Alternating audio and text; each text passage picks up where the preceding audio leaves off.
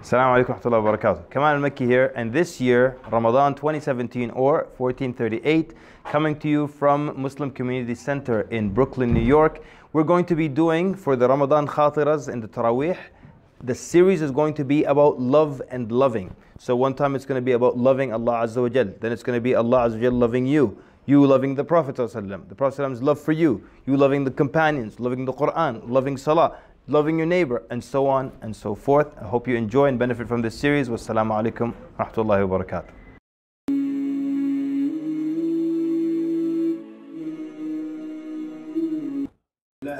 الحمد لله رب العالمين والصلاة والسلام على رسوله الأمين وعلى آله وصحبه أجمعين. أما بعد. So yesterday we spoke about loving Allah subhanahu wa ta'ala. And we said for the rest of the month we're always going to be looking at one type of love or another. And we said that us loving Allah subhanahu wa ta'ala, you will probably never meet a Muslim in your life who will tell you they don't love Allah Azza wa Jalla. So the default is we love Allah subhanahu wa ta'ala. And the scholars say the bigger question is, does Allah subhanahu wa ta'ala love you? That is the bigger question. And we rarely speak about Allah subhanahu wa ta'ala loving you. And rarely do we hear Jum'ah khutab about Allah Azza wa Jalla loving.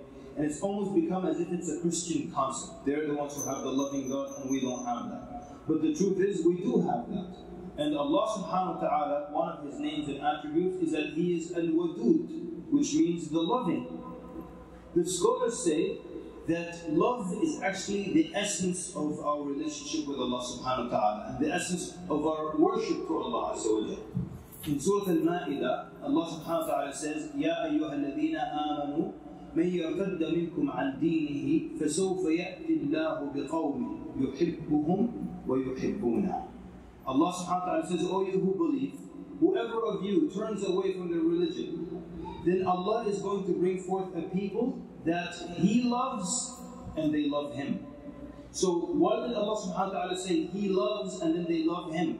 Why didn't He say those who fear Him, obey Him, worship Him?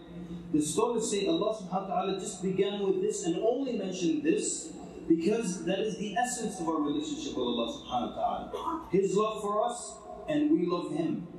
And this is something, like I said, we rarely speak about. And it doesn't even sound like it's a Muslim talk, but that is the reality, that it's the essence of our relationship with Allah subhanahu wa ta'ala.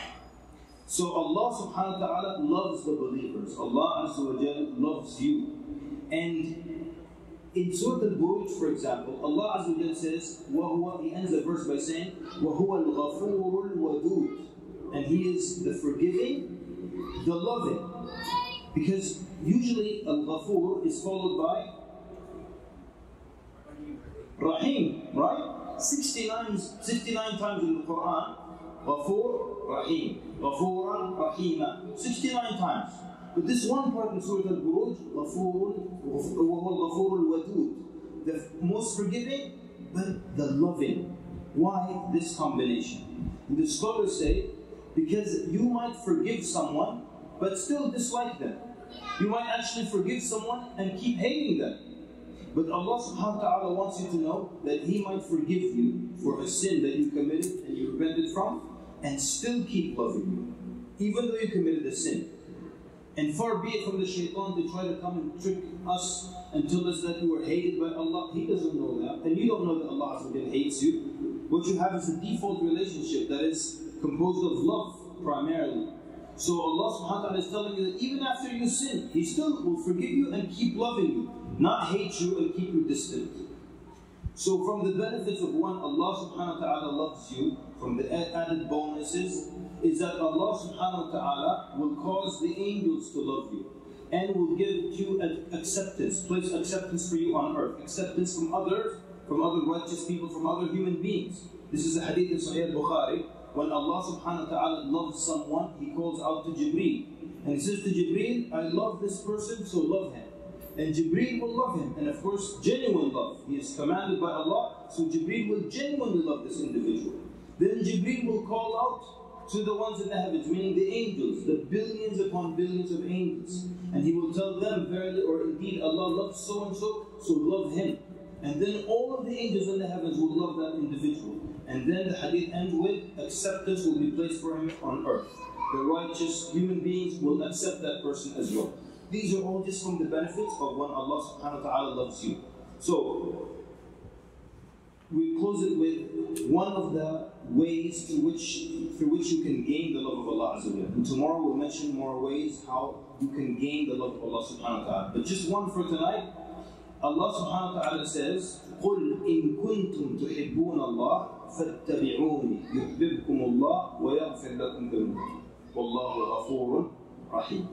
Say, if you truly love Allah, then follow me and Allah will love you. And this is the bonus here. If you truly love Allah, here's the litmus test. To follow the Prophet sallallahu alaihi wasallam. This sunnah now, the sunnah and the way, the command of the Prophet sallallahu that his ummah has looked at as optional. Every time the Prophet says something, people think it's just an option. Do it if you can, push it aside if you can't. This is one of the ways to gain the love of Allah subhanahu wa ta'ala. To follow the way of the Prophet sallallahu, to follow the commands of the Prophet sallallahu. And over 30 times in the Quran, Allah Azza wa Jal is commanding us to obey the Messenger sallallahu alaihi wasallam and to obey whatever he commands us to do. And that the Prophet can forbid and can enjoin something upon it. Yeah, he can command us to do something and he can forbid us to do something. One of the ways to gain the love of Allah subhanahu wa ta'ala is through following the commands and the way of Muhammad sallallahu alayhi wa sallam. Inshallah tomorrow we'll look at other examples of how you can gain the love of Allah subhanahu wa ta'ala